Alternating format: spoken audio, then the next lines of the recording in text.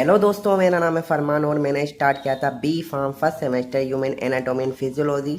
और आज हम कवर करेंगे जो कि हमारे बहुत ज़्यादा मोस्ट इंपॉर्टेंट क्वेश्चन है 2 मार्क्स में, जो कि टोटल 20 क्वेश्चन होंगे, शॉर्ट क्वेश्चन जो कि फ्रिक्वेंटली एग्जाम में पूछे जाते हैं 2 मार्क्स के according, human anatomy and physiology. तो ये टोटल 20 क्वेश्चन है और इन्हें हम डिस्कस करेंगे, इनका सोल्यूशन करेंगे। तो जो हमारा शॉर्ट क्वेश्चन है उसमें पहला क्वेश्चन बनता है, question number 1, define anatomy and physiology. Mean जो एनाटॉमी एंड फिजियोलॉजी क्या है, उसकी क्या डेफिनेशन है। सो अगर बात करें एनाटॉमी की, study of the structure of the body and its parts. Means हमारी जो बॉडी है, बॉडी की जो स्ट्रक्चर है वो कैसे ऑर्गेनाइज है, कैसे बनी हुई है, एंड इट्स पार्ट जो हमारी बॉडी के जो पार्ट्स है उनकी कैसी स्ट्रक्चर है, कैसे बनी हुई है, तो उसे बोलते हैं हम एनाटॉमी। एंड बात करें फिजियोलॉजी की, तो study of the function of the body and its parts. Mean जो हमारी बॉडी है और उसके जो पार्ट्स है, बॉडी के पार्ट्स जो है वो कैसे फंक्शन कर रहे हैं हमारी बॉडी के अंदर, क्या काम है उनका, क्या काम कर रहे हैं। तो ये होती है हमारी फिजियोलॉजी। फिर दूसरा क्वेश्चन बनता है हमारा, what is homeostasis. So homeostasis क्या है, maintenance of the stable internal environment in the body. Means जो हमारी होम्योस्टेसिस है ये एक एबिलिटी है हमारी बॉडी की, एक ये प्रोसेस है जो कि हमारी बॉडी के अंदर होती है। मीन्स जो हमारी बॉडी का जो इंटरनल इन्वायरमेंट है, मीन्स इंटरनल जो हमारी बॉडी का टेम्परेचर है, उसे ये होम्योस्टेसिस जो एक प्रोसेस है वो मेंटेन करके रखती है। मीन्स जो हमारी का जो बॉडी टेम्परेचर है वो अराउंड 37-38 डिग्री होता है। अगर फ़ारेनहाइट में बात करें तो वो 98 डिग्री पॉइंट कुछ होता है। तो ये जो होम्योस्टेसिस की जो प्रोसेस है वो मेंटेन करके रखती है हमारी बॉडी का इंटरनल इन्वायरमेंट। चाहे जो बाहर का जो बाहरी जो इन्वायरमेंट है वो कितना भी चेंजेस हो, कितना भी डाउन जाए या फिर अप जाए, मीन्स क्या तो 45 डिग्री हो जाए या फिर 20 डिग्री हो जाए, वो हम जो हमारी बॉडी का जो इंटरनल इन्वायरमेंट है जो, तो ये जो होम्योस्टेसिस है ये मेंटेन करके रखती है। Means around 38 degree Celsius. फिर तीसरा क्वेश्चन बनता है, name any 2 types of epithelial tissue. Means जो हमारी एपिथेलियल जो टिश्यू होते हैं, कनेक्टिव टिश्यू, ये 4 टाइप के जो टिश्यू होते हैं। तो उसके अंदर हमारा एक टाइप है एपिथेलियल टिश्यू, और जो कि उसके भी कुछ टाइप्स होते हैं। ये भी एपिथेलियल जो टिश्यू होते हैं 3 टाइप के होते हैं। तो इस क्वेश्चन में हमसे 2 टाइप्स के एपिथेलियल टिश्यू के बारे में पूछा गया है। तो बात करें, पहला है हमारा स्क्वेमस एपिथेलियम और दूसरा है कुबोडल एपिथेलियम। तो ये इसके 2 टाइप्स है एपिथेलियम टिश्यू के। चौथा क्वेश्चन बनता है, what is the function of mitochondria. So mitochondria जो है उसका क्या फंक्शन है, क्या काम है। तो हमारी जो सेल है, हमने सेल पढ़ी थी लॉन्ग में, तो उसके अंदर हमारा जो ऑर्गेनल्स था माइटोकॉन्ड्रिया, तो उसका क्या काम होता है। तो production of energy ATP. Means जो एनर्जी है, एटीपी है, एटिनोसिन ट्राइफॉस्फेट, तो उसका प्रोडक्शन करता है। मीन्स जो एनर्जी जो प्रोड्यूस होती है वो माइटोकॉन्ड्रिया के अंदर ही होती है। And call the powerhouse of the cells. Means जो हमारी सेल है, हमारी बॉडी की जो यूनिट है, तो जो उसके अंदर जो माइटोकॉन्ड्रिया है उसे हम powerhouse of the cell भी बोलते हैं। 5वां क्वेश्चन बनता है, right any 2 function of skin. जो हमारी बॉडी की जो स्किन है उसके 2 फंक्शन लिखते हैं, मीन्स 2 काम लिखने हैं हमें।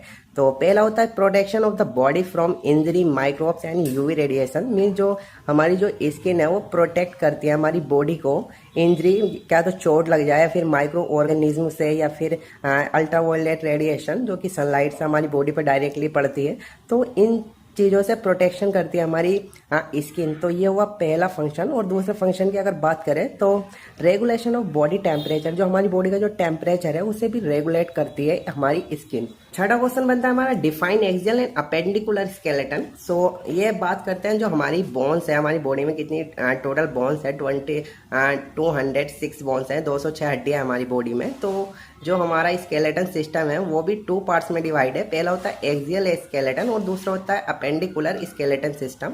मीन्स जो हमारी बॉडी है वो बॉडी का जो स्केलेटन सिस्टम है 2 पार्ट्स में डिवाइड है। पहला हुआ एक्सियल स्केलेटन सिस्टम, मीन्स इसके अंदर जो हमारी बोन्स आती है वो टोटल 80 बोन्स आती है एक्सियल स्केलेटन सिस्टम में। और जो हमारी अपेंडिकुलर स्केलेटन सिस्टम है उसके अंदर आती है हमारी टोटल 126। तो ये टोटल 206 हड्डियाँ होती है हमारी बॉडी के अंदर। तो इसके अंदर एक्सियल के अंदर कौन कौन सी बोन्स आती है, बोन्स ऑफ स्कल, मीन्स जो हमारी जो स्कल है उसकी बोन्स हुई, या फिर वर्टिब्रा हुई, वर्टिब्रा कॉलम एंड थोरेक्स। तो ये जो बोन्स है, जैसे हमारे पूरे चेहरे के अंदर जितनी बोन्स हुई, वर्टिब्रा हमारी रीढ़ की हड्डी, या फिर थोरेक्स जो हमारी पसलियाँ वगैरह हुई, तो ये टोटल 80 बोन्स होती है एक्सियल में। और दूसरा आता है अपेंडिकुलर स्केलेटन सिस्टम। तो इसके अंदर क्या आती है, bones of limbs and गिडल्स, mean जो हमारी हाथ की, पैरों की और जो गिडल्स की जो बोन्स होती है वो आती है हमारी अपेंडिकुलर स्केलेटन सिस्टम में, जो कि टोटल 126 होती है और दोनों को मिला के बनती है हमारी 206 हड्डियाँ।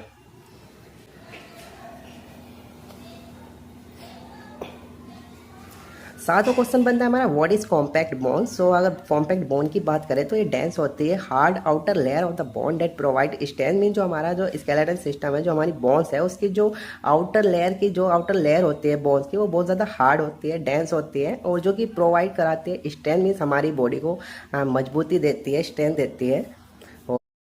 तो आठवां क्वेश्चन बनता है डिफाइन न्यूरोमस्कुलर जंक्शन। तो न्यूरोमस्कुलर जंक्शन क्या होता है, the junction between A motor neuron and A skeleton muscle fibres. Mean जो हमारी जो इम्पल्स जनरेट होते हैं, मीन जो न्यूरॉन्स होते हैं, तो नर्व्स जो सिग्नल्स होते हैं वो जब मोटर न्यूरॉन्स के एंड तक पहुंचते हैं तो वहाँ पे क्या होता है, एक न्यूरोट्रांसमीटर रिलीज होता है जिसे हम एसिटिल कोलिन बोलते हैं, और वो उसके बाद जो गैप होता है उसे क्रॉस करके जो हमारे मसल के जो रिसेप्टर्स होते हैं उनसे बाइंड कर लेता है, और फिर जो हमारी मसल्स है वो कॉन्ट्रैक्ट करती है। तो यही काम होता है, यही होता है न्यूरोमस्कुलर जंक्शन। नवा क्वेश्चन बनता है हमारा name the formed element of blood. Means जो हमारे ब्लड है उसके कितने पार्ट्स है, उसके जो एलिमेंट्स है, मीन्स कितने पार्ट से मिलकर बना है वो। तो name formed elements of blood, जैसे हमारी रेड ब्लड सेल्स हुई, वाइट ब्लड सेल्स हुई, या फिर WBC हुई, या फिर प्लेटलेट्स हुए। तो ये हमारी जो ये एलिमेंट्स हमारे ब्लड्स के, जो हमारी RBC, WBC और प्लेटलेट्स हुई, तो ये हमारे एलिमेंट्स होते हैं हमारे ब्लड के, जिनसे हमारा ब्लड मिलकर बनता है। और एक पार्ट और होता है प्लाज्मा। तो इन सबको 55% जो पार्ट होता है वो प्लाज्मा ही होता है, और 45% में ये सब आते हैं, और इन सबको मिला के जो हमारा ब्लड बनता है।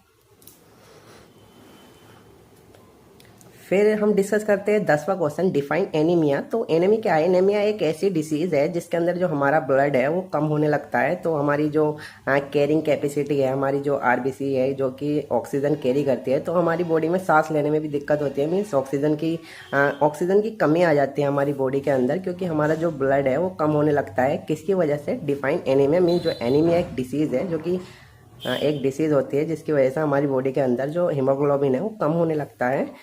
11वां क्वेश्चन बनता है what are RH factor. So antigen present और RBC सरफेस पॉजिटिव और नेगेटिव ब्लड ग्रुप। मीन्स जो हमारी जो ब्लड के अंदर जो RBC है, रेड ब्लड सेल्स, तो उसके अंदर कुछ प्रोटीन्स होते हैं जिसे हम एंटीजन्स बोलते हैं, और ये एंटीजन्स ही डिपेंड करता है जो हमारा ब्लड ग्रुप है वो नेगेटिव होगा या पॉजिटिव होगा। अगर जो हमारी RBC है, रेड ब्लड सेल्स, अगर इनकी सरफेस पर अगर ये प्रोटीन्स हुई, जो एंटीजन्स है वो अगर हुई, तो हमारा जो ब्लड ग्रुप है वो पॉजिटिव होगा। और ये अगर एब्सेंट हुई, अगर सरफेस पे नहीं हुई, तो जो हमारा ब्लड ग्रुप है वो निगेटिव होगा। 12वां क्वेश्चन बनता है mention in 2 function of the lymphatic system. Mean जो हमारा लिम्फेटिक सिस्टम है उसके कोई भी दो फंक्शन लिखने हैं। तो पहला होता है return excess tissue fluid to the blood.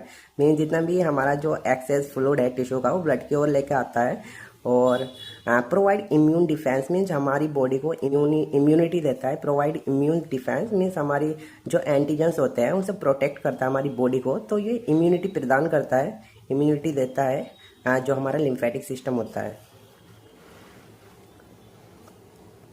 13वां question बनता है डिफाइन सिंपैथेटिक नर्वस सिस्टम। सो अगर सिंपैथेटिक नर्वस सिस्टम की बात करें तो ये ऑटोमेटिक होता है, मीन्स हमारा कंट्रोल नहीं होता, मैनुअली इसे कंट्रोल नहीं कर सकते। जो कि ऑटोमेटिक हमारी बॉडी के अंदर जो रिएक्शन होती रहती है उसे हम बोलते हैं ऑटोमेटिक नर्वस सिस्टम। तो सिंपैथेटिक नर्वस सिस्टम भी इसी का एक पार्ट है, part of automatic nervous system, responsible for flight and flight response.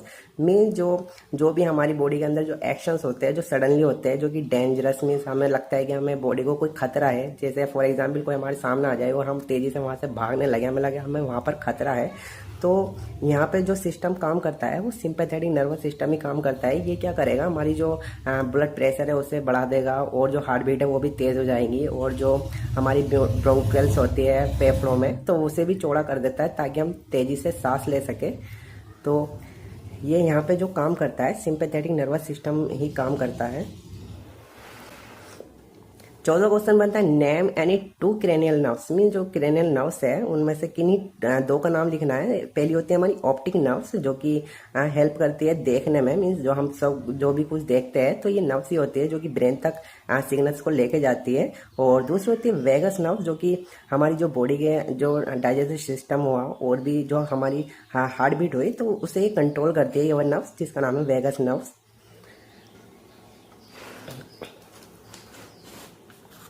15वां question बनता है हमारा name the parts of human ear, means हमारा जो कान है उसके कितने पार्ट होते हैं तो उनके नाम से लिखने हैं, जिसमें हमारा पहला होता है आउटर ईयर जो कि बाहर का होता है, मिडल ईयर बीच का, और इनर ईयर जो कि हमारा अंदर का पार्ट होता है। तो ये पार्ट्स हुए हमारे ईयर के।